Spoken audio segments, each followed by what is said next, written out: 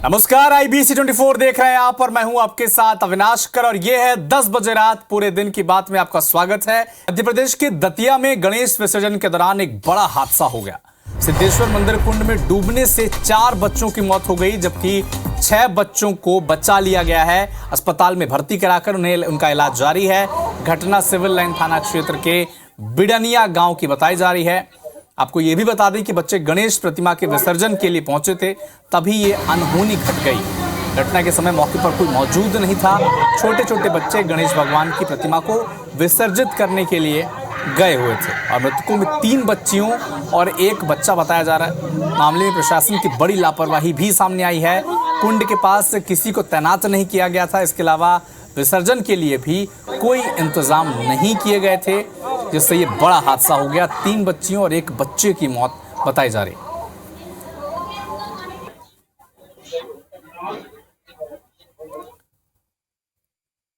उमरिया में गोंडवाना गणतंत्र पार्टी का प्रदर्शन देखने को मिला और पार्टी के कार्यकर्ताओं ने पुलिस को पीट दिया। एसडीओपी, एसआई और अन्य पुलिसकर्मी जिसमें घायल हो गए हैं और विधायक पर भ्रष्टाचार का आरोप लगाकर यह प्रदर्शन किया जा रहा था। कार्यकर्ताओं ने कटनी रोड पर जाम भी लगाया था।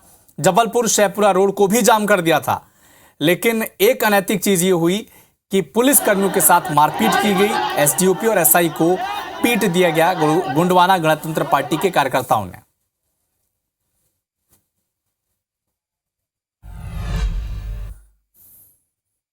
मुख्यमंत्री शिवराज सिंह चौहान आज विदिशा के रंगई स्थित बाढ़ वाले गणेश मंदिर पहुंचे, जहां उन्होंने पत्नी साधना सिंह के साथ विधि विधान से पूजा अर्चना की, प्रदेशवासियों की खुशहाली की कामना की। इसके अलावा सीएम शिवराज ने मंदिर में चल रहे अखंड रामायण के पाठ में भी रामायण की चौपाई के साथ भजन गाया। इस दौरान एक बड़ा हादसा होते होते चल गया। दरअसल जोरदार झटका लगने से मंच का तख्त एकदम से झुक गया, जिससे सीएम शिवराज सीढ़ियों पर गिरते गिरते बच गए। हालांकि वो गिरे नहीं, यह हादसा बाल बाल टल गया।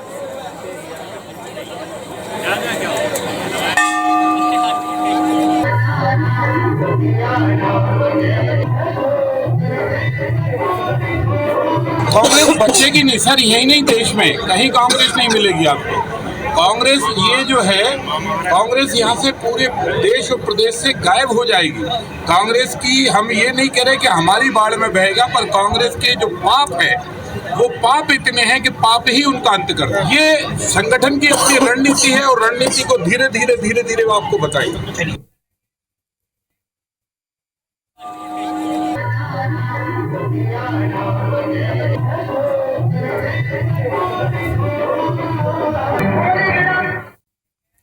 राजधानी रायपुर में आज कांग्रेस चुनाव अभियान समिति की बैठक हुई और बैठक करीब 2 घंटे तक चली है। राजीव भवन में आयोजित इस बैठक में चुनाव अभियान समिति के अध्यक्ष शरणदास महंत शामिल हुए। उनके साथ मुख्यमंत्री भूपेश बघेल, प्रभारी कुमारी सैलजा, पीसीसी चीफ दीपक बैज भी शामिल हुए। और इस पूरी बैठक में यह फैसला लिया गया कि प्रदेश चुनाव अभियान समिति के तर्ज पर जिला स्तर पर भी चुनाव अभियान समिति का गठन किया जाएगा। 2 अक्टूबर को प्रदेश में यात्रा निकाली जाएगी। दीपक बैज ने बताया कि बैठक में संभागवार तैयारियों को लेकर चर्चा हुई है और रणनीति भी तय की गई है। जिला स्तर पर भी चुनाव अभियान समिति बनाएंगे। उसमें सभी समाज के, सभी संगठन के और हमारे सभी प्रकोष्ठों के लोग होंगे।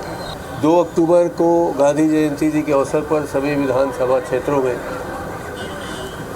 यात्रा शुरू होगी, जिसमें हमारे सरकार के द्वारा किए गए काम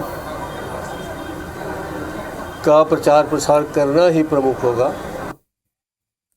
सीएम भूपेश बघेल ने आज सीएम हाउस में आयोजित प्रदेश स्तरीय वर्चुअल कार्यक्रम से 26 जिलों में विकास कार्यों की सौगात दी। सीएम ने कबीरधाम जिले में प्रदेश भर के पहले एथेनॉल प्लांट का उद्घाटन किया। साथ ही 133 अन्य विकास कार्यों का लोकार्पण और शिलान्यास भी किया। बालोद जिले को 424 करोड़ की लागत से 620 विकास कार्यों की सौगात दी। साथ ही तांदुला इको टूरिज्म पार्क का भी उद्घाटन किया। इसके अलावा सीएम ने सरगुजा में 203 करोड़ के विकास कार्यों की सौगात दी, तो राजनांदगांव में करीब 7 करोड़ के विकास कार्य और बलरामपुर में 393 करोड़ के विकास कार्यों की सौगात दी। लगभग 620 कामों के 425 करोड़ रुपए की लागत से विभिन्न जो निर्माण काम है उसका लोकार्पण और जो निर्माण काम होने उसका भूमि पूजन का कार्य किया गया है। ये एक विकास की सतत प्रक्रिया और विकास के मायने में मैं समझता हूँ बालोद जिला में जो काम इस सरकार ने किया है वो 15 साल की भाजपा की सरकार ने नहीं किया। हमारे जिले में लगभग 133 कार्य है, जिसमें शिलान्यास भी है, लोकार्पण भी है और तमाम बड़ी सौगातें जो उन्होंने दी है उनका आज वर्चुअल उन्होंने शुभारंभ किया है। साथ में हमारे जिले के मंत्री भी और सभी छत्तीसगढ़ सरकार के नेतृत्व में इस सभी कार्यों का आज वर्चुअल हुआ लोकार्पण शिलान्यास। इसके लिए मैं अपने मुख्यमंत्री को बहुत आभार दूंगी। इसी के तहत नगर निगम राजनांदगांव में भी हमको करीब 7 करोड़ की राशि मिली, जिसका आज भूमि पूजन था। माननीय मुख्यमंत्री जी को, भूपेश बघेल जी को मैं धन्यवाद प्रेषित करना चाहती हूँ कि उनके प्रयास से लगातार राजनांदगांव नगर निगम को राशि मिलती गई और कार्य होता रहा और चल भी रहा है कार्य कर। अगर सरगुजा जिले की बात करें तो करीब 262 कार्यों का 203 करोड़ का लोकार्पण भूमि पूजन का कार्य हुआ है। इसमें मुख्यतः जो है आपका जो नया सर्किट हाउस, नया कमिश्नर ऑफिस, तहसील दरिमा, ये सब प्रमुख कार्य हैं जिनका लोकार्पण आज हुआ है। भोपाल में सीएम शिवराज की अध्यक्षता में कैबिनेट की बैठक में कई अहम फैसले लिए गए। गृह मंत्री डॉक्टर नरोत्तम मिश्रा ने कैबिनेट के फैसलों की जानकारी देते हुए बताया कि श्योपुर जिले में पार्वती नदी में आने वाली बाढ़ से प्रभावित होने वाले गांवों को दूसरी जगह बसाया जाएगा। इसी तरह सरकार ने कई अहम फैसलों को मंजूरी दी है। एक रिपोर्ट आ गई। इन्फोसिस लिमिटेड को सुपर कॉरिडोर इंदौर में आवंटित भूमि में से लीज डीड की शर्तों के अनुसार 50 एकड़ भूमि राज्य शासन वापस ले रहा है इन्फोसिस से। अतिथि विद्वानों की दृष्टि से भी कैबिनेट ने ऐसी घोषणा मुख्यमंत्री जी ने की थी। अब ये राशि 37,500 से बढ़कर 50,000 रुपया प्रति माह कर दी गई है। 13 आकस्मिक और 3 ऐच्छिक अवकाश भी प्रदान करने का कैबिनेट के द्वारा लिया गया है। एक महत्वपूर्ण निर्णय इसके अंदर लिया गया है। एक अकादमिक सत्र में पद रिक्त होने की स्थिति में स्थानांतरण सुविधा दिए जाने का भी प्रस्ताव। वहीं श्योपुर में बाढ़ प्रभावितों को लेकर भी कैबिनेट की बैठक में बड़ा फैसला लिया गया। श्योपुर जिले में पार्वती नदी में आने वाली बाढ़ से प्रभावित होने वाले गांवों को दूसरी जगह बसाया जाएगा। इन गांवों की पूरी भूमि की अदला बदली की जाएगी। पटवारियों को सर्वे भत्ता के रूप में वेतन के अतिरिक्त 4,000 रुपए प्रति माह दिए जाएंगे। कैबिनेट ने कायाकल्प अभियान के तहत दूसरे चरण के लिए शहरी सुधार कार्यक्रम के तहत 1200 करोड़ रुपए मंजूर किए हैं। इस राशि से शहरी क्षेत्र में मास्टर प्लान की सड़कों और 18 मीटर से अधिक चौड़ी सड़कों का निर्माण किया जाएगा। कैबिनेट ने जबलपुर में पोंडा, कटंगी, ग्वालियर के पिछोर, नऊगंज के देव तालाब को नई तहसील के रूप में गठन को मंजूरी दी है। मुरैना में तहसील पोरसा को राजस्व अनुविभाग बनाए जाने का फैसला भी हुआ है।